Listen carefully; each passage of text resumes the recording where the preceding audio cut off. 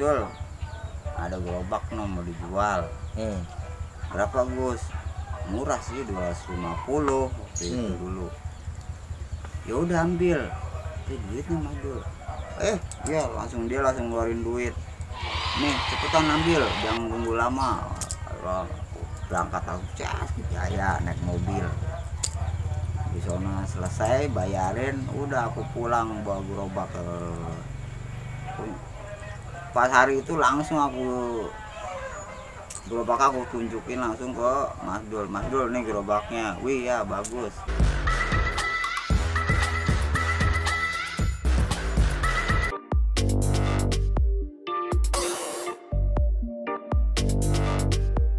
Oke, bismillahirrahmanirrahim. Assalamualaikum warahmatullahi wabarakatuh. Waalaikumsalam warahmatullahi Jumpa lagi wabarakatuh. kita hari ini kita mau sharing lah bersama kawan kita yang bernama Agus. Beliau adalah juragan rongsokan, pokoknya mantap. Gimana Om Agus? Sehat? Alhamdulillah dalam keadaan sehat Alhamdulillah. Penting sehat dulu ya. Penting sehat dulu, itu kunci yang utama. Kunci yang utama ya. Jadi gimana dalam situasi hari-hari di saat pandemi ini, proses perjalanan dalam kehidupan Om Agus nih bagaimana nih? Ya awal mula adanya pandemi itu emang sangat sulit sih waktu itu. Sampai muter-muter, kan kerjaanku sebagai pencari barang bekas, rongsokan lah kalau kata istilahnya. Terus pas datangnya pandemi, maka ketika itu juga langsung keadaan mulai ada pengurangan Pendapatan dalam pengurangan. Biasanya taruhlah katakan satu hari bisa 180. Oh gitu. Nah sekarang paling 50, 70. Ya untuk mendapatkan hasil yang lebih itu pun jarang lah. Jadi berbeda dengan hari-hari berbeda dengan ya. hari-hari sebelumnya. Artinya kehidupan manusia juga ada siklus yang memang mungkin ada perubahan, ada karena pendapatan masyarakat berkurang, mungkin dia mau beli barang bagus masih sayang. Biasanya kan begitu nih, kalau ketika pendapatannya bagus, jadi mungkin dia beli nih, mau beli TV yang bagus, TV yang bekas mungkin diloakin atau yang udah nggak pakai atau gimana gitu ya. Ya banyak manusia karena kesulitan dalam mencari nafkah, dan pekerjaan pun banyak yang di PHK.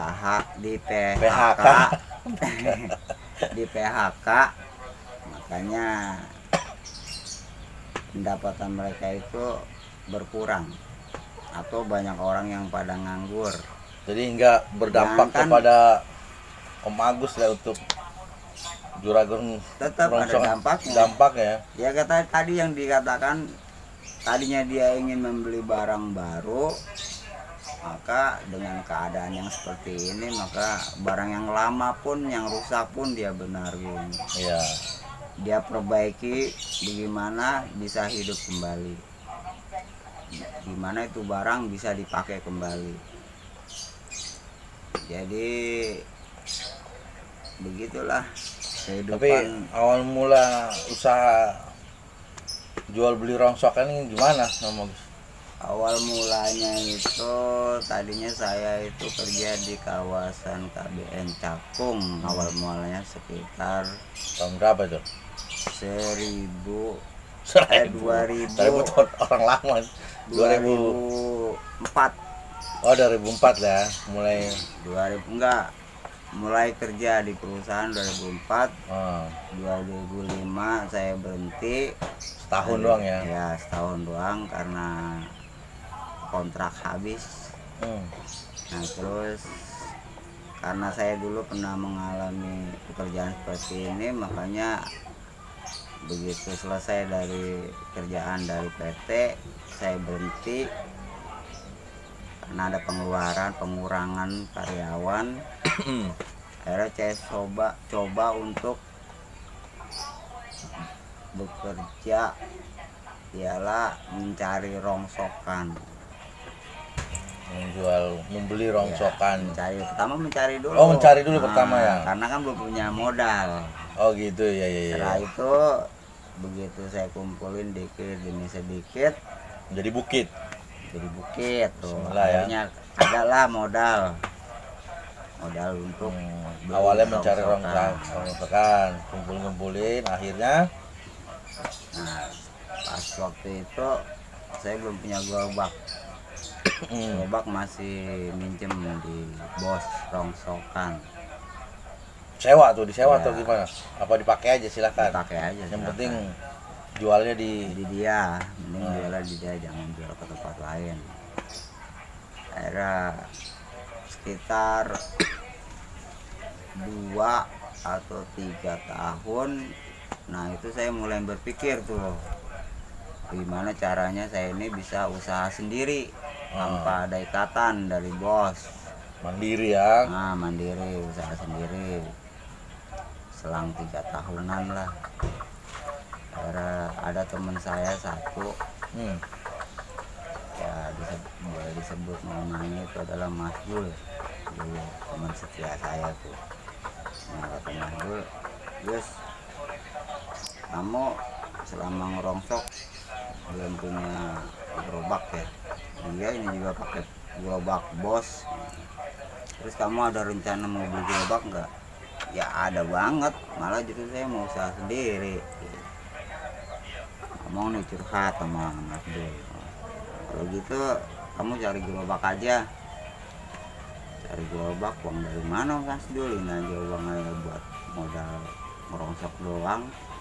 Kalau beli gerobak otomatis modal buat ngerongsoknya nggak ada. Udah gampang, gak usah diurusin masalah biaya untuk beli gerobak. Akhirnya selang, kalau nggak salah waktu itu ini hamil anak pertama. Hamil anak pertama itu sekitar 9 bulan. Udah mau lahir tuh pas anak pertama. Ngobrol-ngobrol begitu. Iya, anak pertama. Pas saya ngobrol sama kawan saya, akhirnya dapat 5 hari. Bini saya udah ngerasa tuh, kalau nggak salah waktu itu Lebaran Idul Adha. Pas Lebaran Idul Adha itu. Makanya anak saya namain Aji. Karena lahirnya pada bulan aja Lebaran Haji. Ya, lahirnya pada Lebaran Haji tahun apa ya, lupa ya waktu itu tuh. Lebaran Haji tahun berapa ya? Tapi akhirnya mulai mandiri untuk pas itu gerobak sendiri atau tahun berapa itu?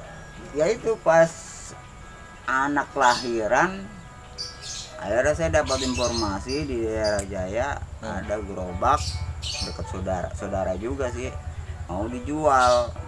Nah, saya lari ke Mas Dul, ada gerobak mau dijual.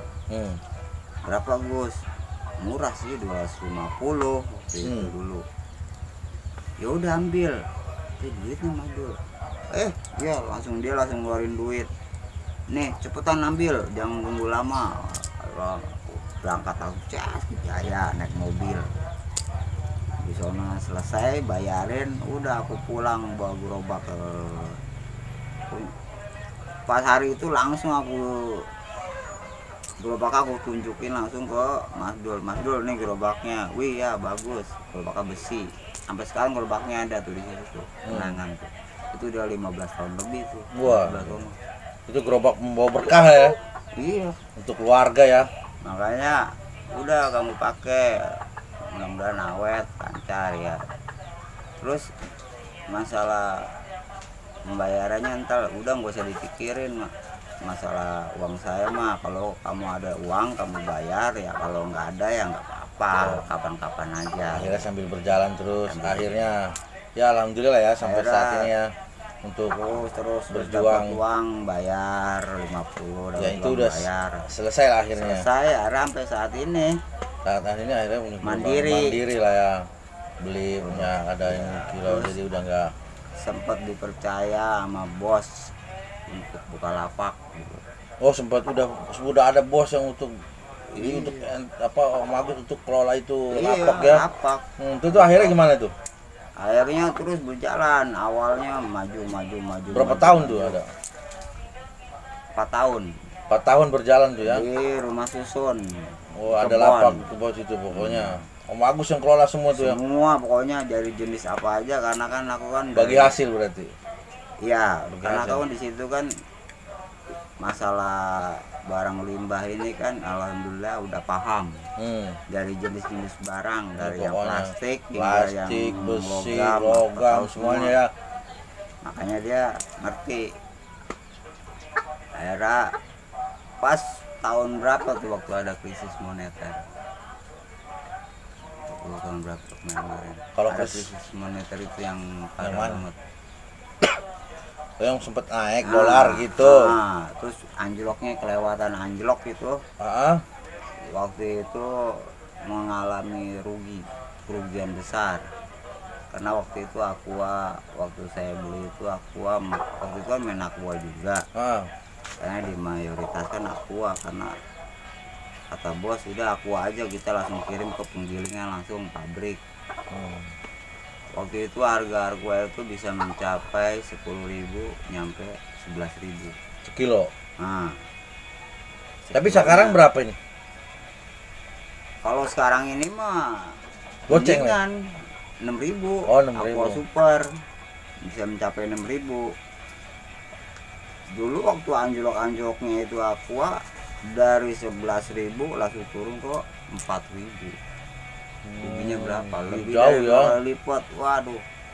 Udah tuh akhirnya di situ udah tuh gratis. Bos sudah mulai goyang tuh pikirannya. Waduh, gimana lu gede ya? Gimana lagi bos? Udah itu bos nggak ada kurang konfirmasi sama pihak pabrik. Salahnya tuh kalau barang ini udah mau turun. Lagi pula di pabrik juga kan, di pabriknya juga telat ngasih informasi ke di perusahaan besar, telat ngasih informasi ke penggilingan, makanya gitu ya. ngasih taunya dadakan. Jadi dari pihak pabrik ke pihak penggilingan ke pengepul itu terlambat ngasih informasinya. Tapi akhirnya berjalan setelah itu mandiri ya. Setelah itu akhirnya bos udah mulai kacau, dia udah mulai fokus lagi ke usaha yang sebenarnya. Apa usaha sebenarnya itu apa aja? Bos, udang. Udang. Berarti sempat berjalan rongsokan itu 4 tahun, udangnya ditinggalin? Enggak, bininya yang megang. Bininya yang megang. Waktu itu bininya yang megang, jadi dia ke sono. Suaminya ya udah lain lagi gitu kan, waktu itu dia berduaan. Berarti bininya kelola rongsokan. Pas anjloknya itu dia kembali ke udang. Saya masih tinggal di sono, lama-lama saya berpikir kayaknya udah mulai kacau nih, mendingan saya balik lagi ke kapling lah katanya. Balik lagi ke rumah sendiri. 4 tahun kemudian aku balik lagi ke kapling. Pertama kali aku ngontrak di situ, di Pabari. Pertama kali aku ngontrak di Pabari, dari rumah susun ke Pabari. Itu gerobak udah ada, maka di situ mulai usaha sendiri, mulai berjalan usaha. Udah ada peningkatan tuh, udah enak lah. Alhamdulillah lah ya. Alhamdulillah. Jadi sekarang nih usahanya ini mandiri lah ya. Mandiri, kumpulin sendiri, tinggal langsung ke bos besar, langsung dikirimnya barang-barangnya ya. Iya. Ya alhamdulillah berarti ya, berarti gerobak membawa berkah untuk keluarga ya. Dari satu gerobak itu sekarang punya 2 gerobak. Tapi ada yang jalanin tuh 2 gerobaknya? Enggak ada. Belum ada ya? Belum ada. Sementara masih sendiri lah. Ya, waktu pertama itu ada saudara itu ponakan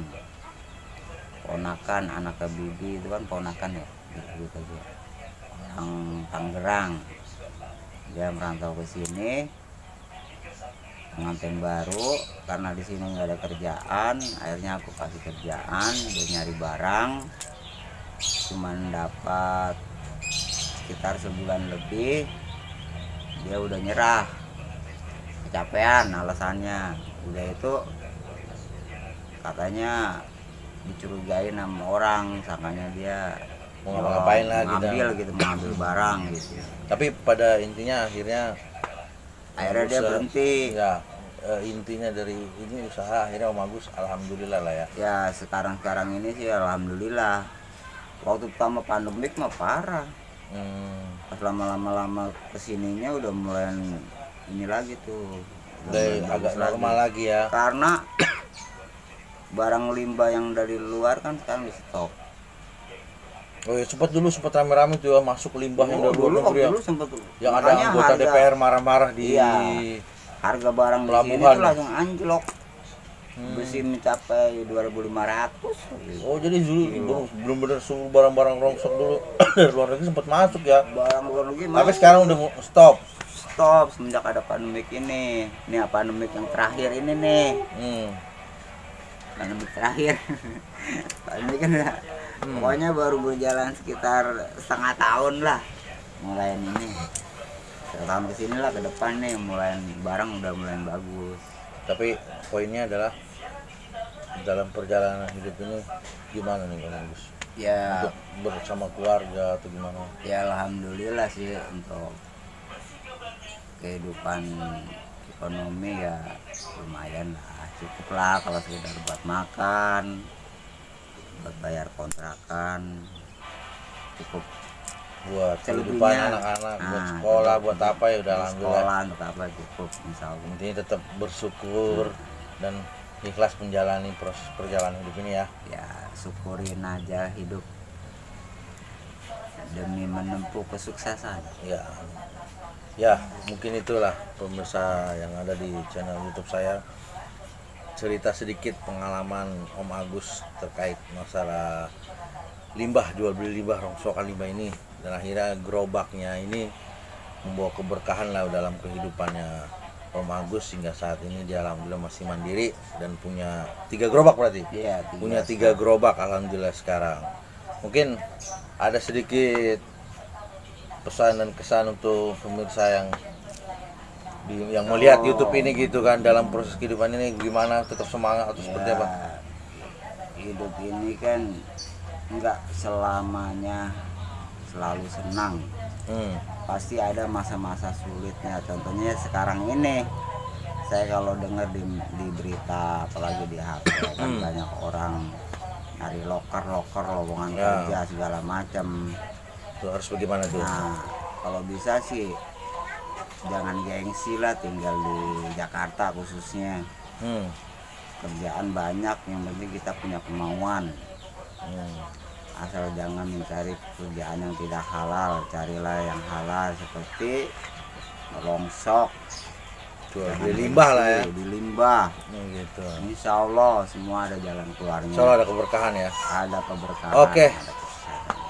Thank you Om Agus sharing-sharingnya sedikit tentang pengalaman hidup. Berarti untuk pemirsa dan kawan-kawan semua yang ada yang melihat dan menonton channel ini, pada poin intinya kata Om Agus adalah jangan gengsi dalam menjalankan hidup ini. Lakukan apa yang kalian bisa lakukan, tinggalkan gengsi itu, dan yang paling inti adalah halal dan berkah. Oke Om Agus, thank you. Assalamualaikum warahmatullahi wabarakatuh. Waalaikumsalam warahmatullahi wabarakatuh.